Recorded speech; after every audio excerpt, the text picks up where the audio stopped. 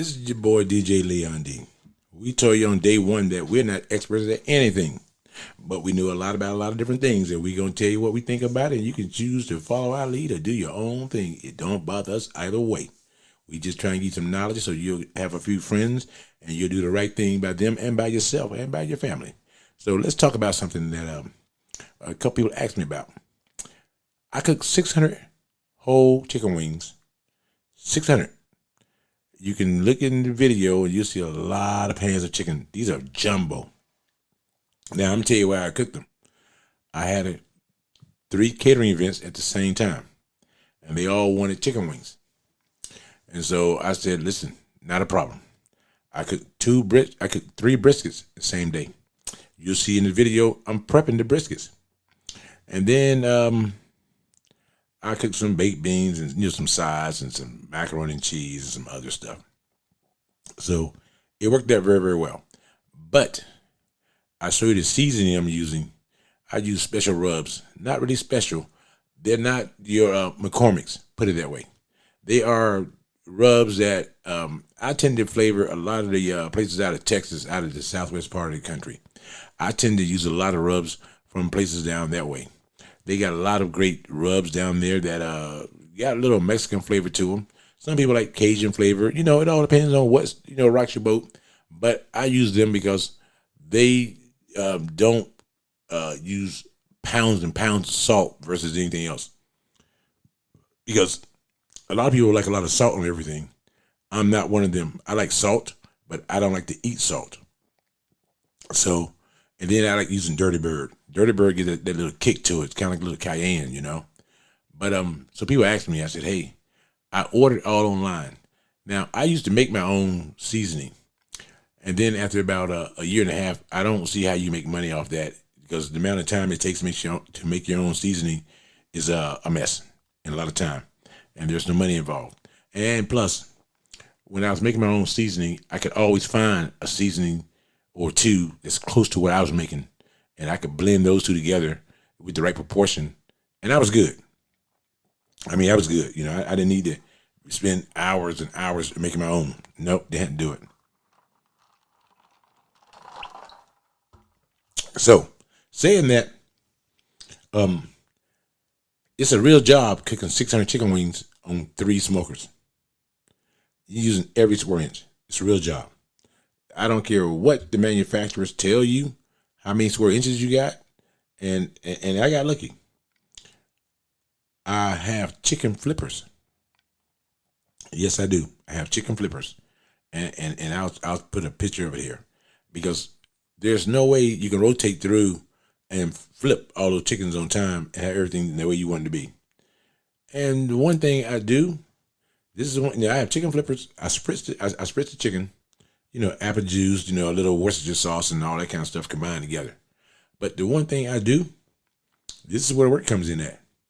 I take the temperature of each single wing to make sure that they're at the right temperature when I take them off.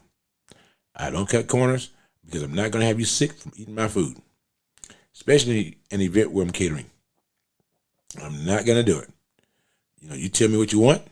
I'm going to make sure that at the worst, it's at the temperature that's safe to eat. There's no uncooked food in my cooking. Some people eyeball shit. I'm not one of them. Because I've eaten chicken where I've seen them but red in the middle, the bones red, ligaments are red. It's not cooked, guys. It's not cooked. I don't care how. And plus, you can't tell somebody 15, 20 minutes or an hour, 2 hours, 5 hours. You can't tell somebody that. Because it all depends on the weather condition. It all depends on, the air. It depends on a lot of different things. You cannot just tell somebody, now I can tell you to spritz every 30 minutes. I got no problem telling you that. But how long would it take? Now, when I plan these events, I tell myself the chicken should take no more than 1 hour and 45 minutes. But that all depends too, though. I adjust that as I go along, because if it's raining, snowing, or it's 90 degrees, all that changes how long it's going to take to cook that food. All that changes. So there's no magic number. And you know, and you should be within a few minutes of what you think it's going to be, depending on what kind of smoker you use. Some smoker fight when it's real bad weather. Pellet stoves are notorious. Pellet grills are notorious for fighting when at low temperatures. It really is. Charcoal don't fight as much, and wood fight less. Now, it just reverse when it's very, very hot. A pellet smoker just sails through when it's 80 and 90 degrees. Not an issue, not a problem at all. But pellet stoves, it depends on which one you have.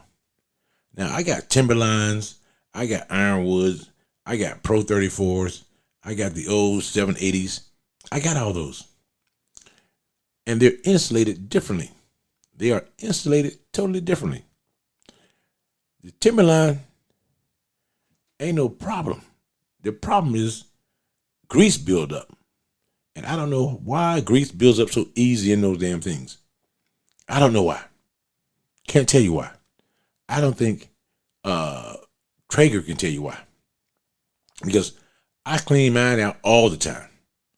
It's funny, I take the pan out, I don't see any grease. So it's accumulating somewhere to start a fire. And I've taken it out, took the whole top off, took the cover off. I just can't find it. Can't find it. So, but then the Pro 34, that's just a beast. Turn it on and it just goes, and goes. Here's the problem with the Pro 34. It doesn't cook all the meat at the same time evenly. It's, you know, everything on the right hand side, not a problem. Everything by the grease bucket works. I mean, it always cooks that faster than everything away from the grease bucket side. So, you know, you got to move meat around a lot. It's not a big deal. I'm used to it. But I know I'm not going to catch on fire. I'm not going to have a problem. The ironwood is like the Timberline, but I never had a problem out of the ironwood. The amount of space is not the same, but never had a problem. Never had a problem. Now, saying that, the briskets took 16 hours, which is no big deal, because they weighed 18 pounds each before I trimmed them. And I always tell myself, when I buy a brisket, it's 1 pound per hour before I trim it. And of course, you trim each one differently. You know, so that's not a problem at all there. What I like about the brisket, once I wrap it, I'm good. Once I wrap it, I'm good. You know, once I wrap it. But it took 16 hours, which is great because you always start the meat that take the longest to cook first. You know, started, went to bed. I knew that everything else would take less. And to be honest about it, I didn't burn a lot of pellets at all. And I started the brisket on the Timberline. On the Timberline. Now, I was nervous about doing that because of the grease fires. And I didn't want to be asleep. And my whole damn house burned down because of a brisket. But I had it at 180 degrees. The only time I've ever had a problem with the grease fires is when I crank it past 300. That's the only time. If I keep it below, if I keep it below 300, I've never had a problem, and I'm confident I would not have a problem because it's not happened yet. And of course, you know, I've tried it 1,000 times. Now, the thing about 300 whole chicken wings, 600 whole chicken wings, is that the people that ordered it did not know what they were ordering when they ordered it. And I always tell people, don't tell me how much food you want. Tell me how many people you have and what food you want, not how much. I want chicken wings for 40 people. And I'll tell you how much you need. I'll bring enough that you're going to have some leftovers. You're going to pay for them, but you're going to have some leftovers. I'll bring enough. But a lot of people want to tell you how much they need. And I ran into that problem when a person told me they wanted 5 pounds of chicken. And I said, okay, they wanted 5 pounds of chicken. And I said, how many people you got? Oh, we got about 50 people, but 5 pounds should be enough. I said, okay, well, you know, and so I made some pulled chicken for them. And here's the funny thing about it. I made some pulled chicken for them. And the funny thing about it was that the first 10 people ate all the chicken. The other 40 never knew there was chicken there because the first 10 ate everything. Now, I would have known you got 50 people. You want some pulled chicken. I would have known that you need at least 12.5 pounds of chicken because I would have made a quarter pound for everybody. But you said 5 pounds. And it's not like they didn't. It's not like that. It's not like that they didn't have the money to get more. When you use a caterer, you tell them what type of food you want and how many people. Leave it at that. Because I knew she said 5 pounds and 50 people. I said, that's 10%. You want at least 25%. That's what you want. So I would have gave her like maybe 14 pounds of chicken because it was pulled chicken, so no bones. Because bones add weight. But no, she wanted 5 pounds. And then she had enough nerve to ask me, did I have any more? Well, people, let me tell you how catering works. There is no more. You buy exactly what you need. That way you don't throw things away. You buy exactly what you need and you leave it at that. Like the brisket. But the thing is, they didn't have enough chicken. They had almost the right amount of brisket because she wanted 7 pounds of brisket for 50 people. I would have gave her 12.5, a quarter pound each. I might have gave her 14 because I bought 18-pound briskets. When I trimmed them, they came to around maybe 11 pounds each after I got through cooking them. But here's the funny thing. The chicken, she wanted 300 pieces of chicken for 50 people.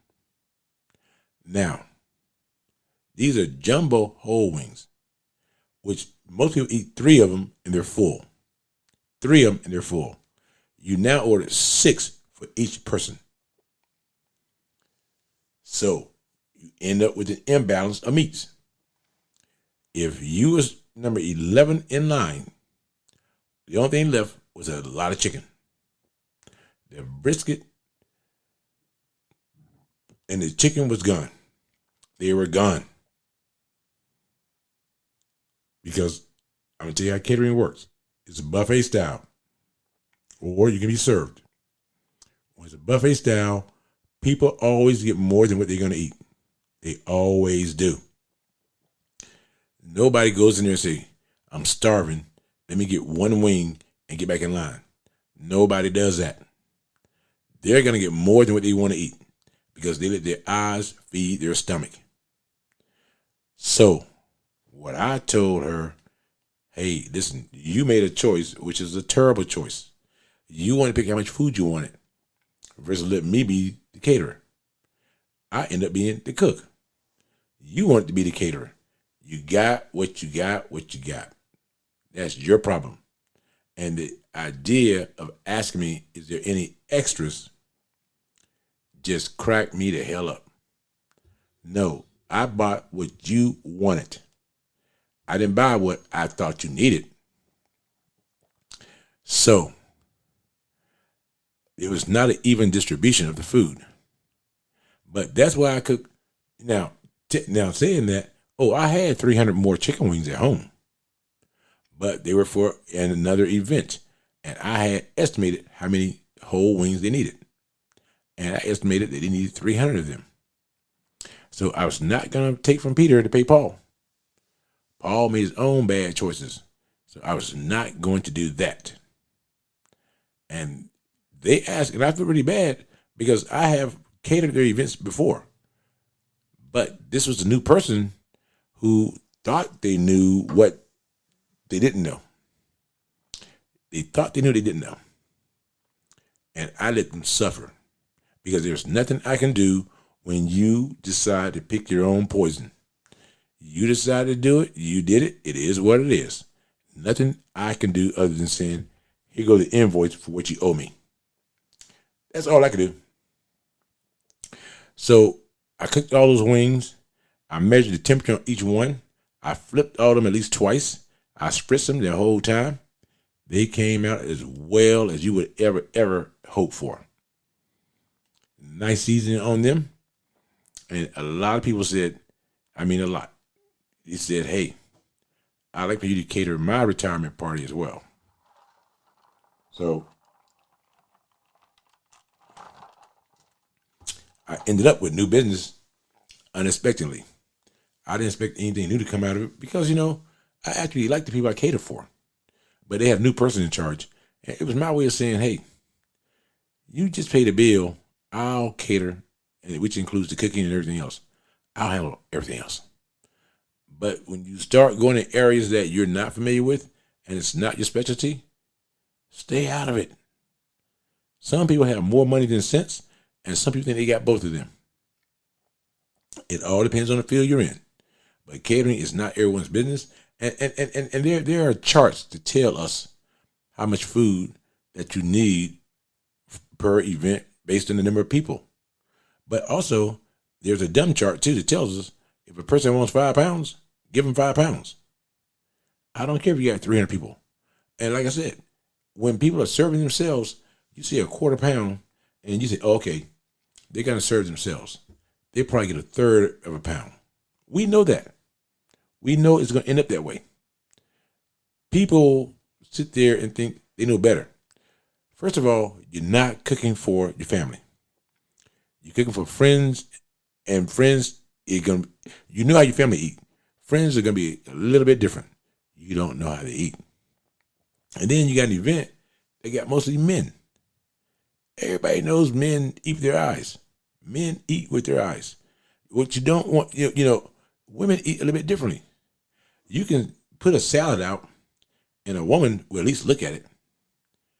A man, if he got 5 different kind of meats, he got a nice size, he ain't looking at no damn salad. He is not going to look at a salad, period. That's not how it works. He is not going to look at a salad. He is going to look at all the meats. And the only way he's going to look at a salad